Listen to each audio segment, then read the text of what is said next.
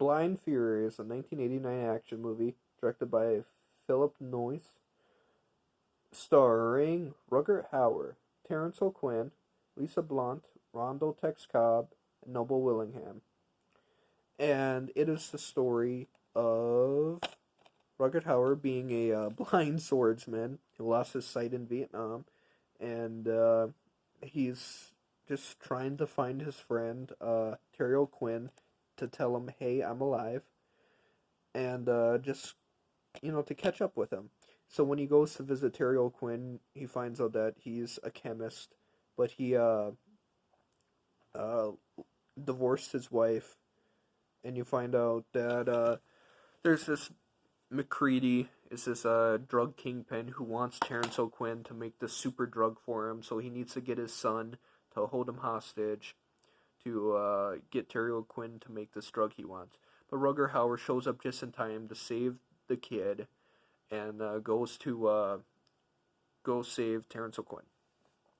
So they do a really fun thing with setting up the character where he was in Vietnam. He gets blinded. Terrence O'Quinn thinks he's dead, and so he got blinded because Terrence O'Quinn, instead of staying to help him, he ran. He got scared and he bolted. And so instead of having hate, he says, "No, you gotta let it go. Shit happens."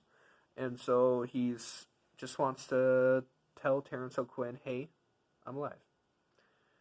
And it is a travel movie, so it's him and the son, and the kid starts off annoying, and Rutger Hauer starts off hating the kid, but then they end up becoming friends towards the halfway point. And the fight scenes in this movie, this main reason why I want to talk about this movie. I was shocked at how amazing this movie is. I have a real soft, sweet spot for 80s and 90s action movies.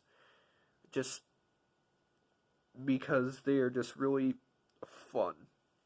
That's the main reason why I like them. In this movie, the fight choreography is really awesome. And they do... Okay, if you take this movie as a satire, as in comedy, then the goofy shenanigans that happen, like Rutger Hauer drives at one point, and the kid's just like, left, right, stop, starboard, left, right, reverse, left, left, left, right, left, green light, red light, stop, yield. And if you look past all that as it's a comedy, then you'll have a great time with this movie. And Randall Tex Cobb is the big brooding henchman.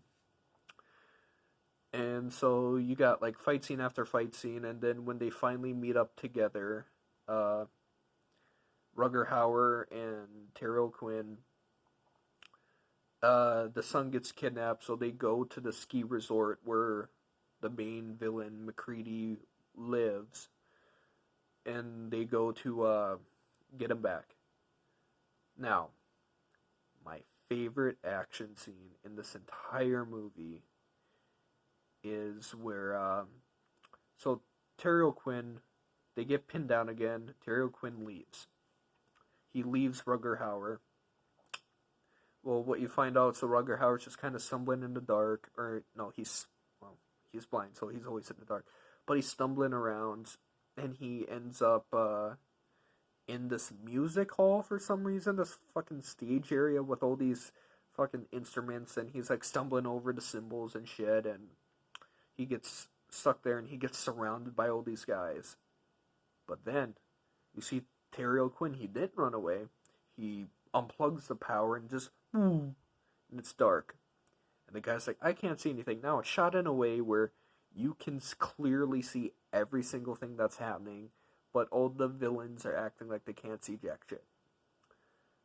But I look past that because it has one of the best lines, where Rutger Hauer slowly walks up to one of the villains and he goes, "Now you're where I live." And then he starts decapitating and stabbing all the villains, and it's a really fun fight scene. Because they can't see, so they're not really shooting, and when they start shooting, they start hitting each other, and it's a fun fight scene.